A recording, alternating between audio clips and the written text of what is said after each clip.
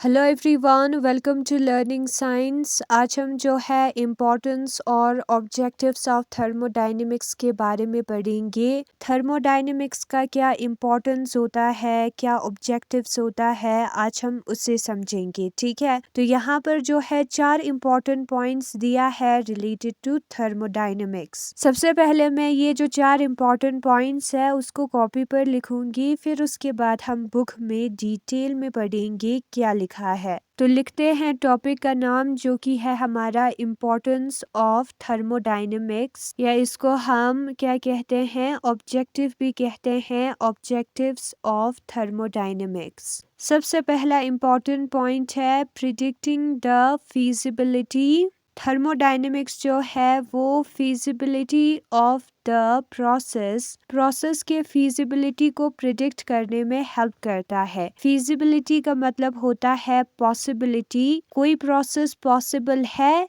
या नहीं है वो बताने में थर्मोडायनेमिक्स हमारा हेल्प करता है। ठीक है, दूसरा पॉइंट है हमारा predicting the yield of the products. ये जो है प्रोडक्ट की यील्ड को प्रिडिक्ट करने में हेल्प करता है। ये जो है कितना प्रोडक्ट का यील्ड होगा, ठीक है, कितना हमें प्रोडक्ट मिलेगा, ये भी प्रिडिक्ट करने में हमें हेल्प करता है थर्मोडायनेमिक्स। तीसरा है डिडक्टिंग सम जनरलाइजेशन। कुछ जनरलाइजेशन को डिडक्ट करने में भी थर्मोडायनेमिक्स हेल्प करता है। Of physical chemistry, physical chemistry में कुछ लॉस होंगे, ठीक है, उनको निकालने में थर्मोडायनेमिक्स हेल्प करता है। जैसे कि यहाँ पर जो गैस इक्वेशन है उसको रिड्यूस करने में, उसको प्रूव करने में थर्मोडायनेमिक्स हेल्प करता है। जो हमारा फेज रूल है ये हम बाद में करेंगे, ठीक है, इनमें से कुछ उसको निकालने में थर्मोडायनेमिक्स हेल्प करता है। और जो हमारा डिप्रेशन है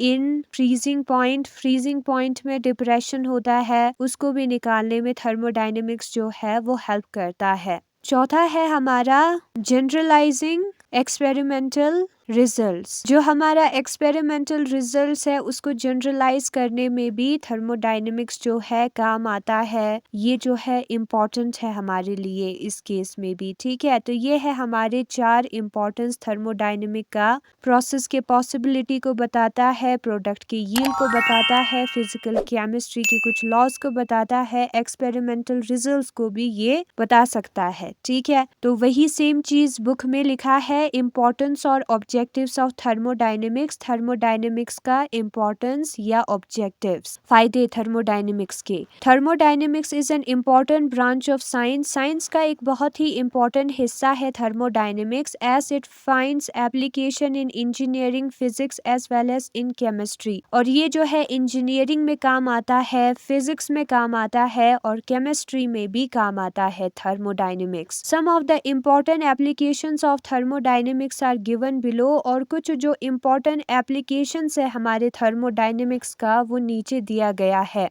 सबसे पहले ये प्रोसेस की फीजिबिलिटी को बताता है। फीजिबिलिटी का मतलब होता है पॉसिबिलिटी, कोई प्रोसेस होगा या नहीं होगा, उस चीज को जो है थर्मोडायनेमिक्स बताता है। जो मेन मकसद है लॉ ऑफ थर्मोडायनेमिक्स का वो ये है कि ये क्राइटेरिया देता है हमें जिससे हम प्रिडिक्ट कर सकते हैं किसी प्रोसेस के फीजिबिलिटी को, किसी प्रोसेस के पॉसिबिलिटी को, विच में भी फिजिकल और केमिकल। फिजिकल प्रोसेस हो सकता है फिजिक्स रिलेटेड या केमिस्ट्री रिलेटेड केमिकल प्रोसेस हो सकता है। ठीक है, तो वैसे प्रोसेस जो है वो होगा या नहीं होगा वो हमें थर्मोडायनेमिक्स के लॉज बताएगा। It can predict whether the particular process is possible और not under a given set of condition. दिए गए कंडीशन में कोई प्रोसेस पॉसिबल है या नहीं है, ये जो है थर्मोडायनेमिक्स हमें प्रिडिक्ट करके बता देता है। नंबर सेकेंड है it help in predicting the yield of the product. Product के यील्ड को प्रिडिक्ट करने में थर्मोडायनेमिक्स हमारा मदद करता है। Certain mathematical relationships of thermodynamics help us to predict the extent to which a reaction proceeds till the equilibrium is attained. कुछ maths वाले रिलेशनशिप होंगे थर्मोडायनेमिक्स में, वो जो है हमें वो हद बताएगा जिसमें रिएक्शन होता है till the equilibrium is attend, जब तक हमें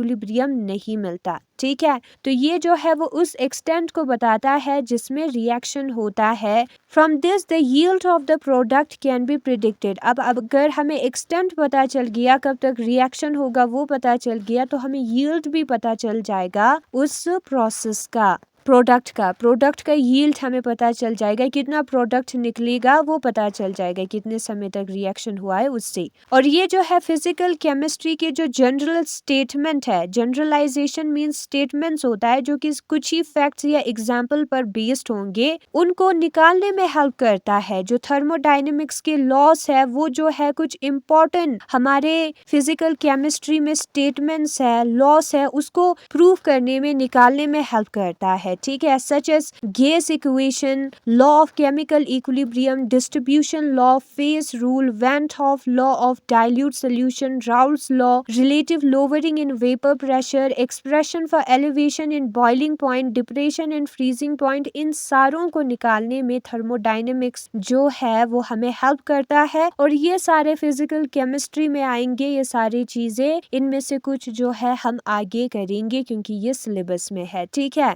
और ये एक्सपेरिमेंटल रिजल्ट्स के भी बारे में बताता है, जनरलाइज स्टेटमेंट ये देता है। ठीक है, जनरलाइजिंग करने में हेल्प करता है। थर्मोडायनेमिक्स जो है offer the means by which one can generalise the result of many different experiments. ये जो है उस रास्ते को हमें बताता है जिसमें अलग अलग एक्सपेरिमेंट के रिजल्ट को कोई जनरलाइज कर सकता है। ठीक है, जो अलग अलग एक्सपेरिमेंट की रिजल्ट आएगा उसके बारे में ये बता सकता है। For example, with the help of these laws, इस लॉ के हेल्प से equation relating to certain physical properties with variation of temperature and pressure can be develop. कुछ फिजिकल प्रॉपर्टीज से रिलेटेड हम इक्वेशन निकाल सकते हैं अलग अलग टेम्परेचर और प्रेशर के लिए। ठीक है, वेरिएशंस ऑफ प्रेशर और टेम्परेचर के लिए हम निकाल सकते हैं और उस इक्वेशन को यूज करके हम रिजल्ट निकालेंगे। ठीक है, तो ये एक्सपेरिमेंटल रिजल्ट भी हमें बता देगा अलग अलग टेम्परेचर और प्रेशर पर क्या रिजल्ट आएगा वो भी हमें बता देगा। ठीक है, तो ये है हमारे कुछ इंपॉर्टेंस ऑब्जेक्टिव थर्मोडायनेमिक्स के।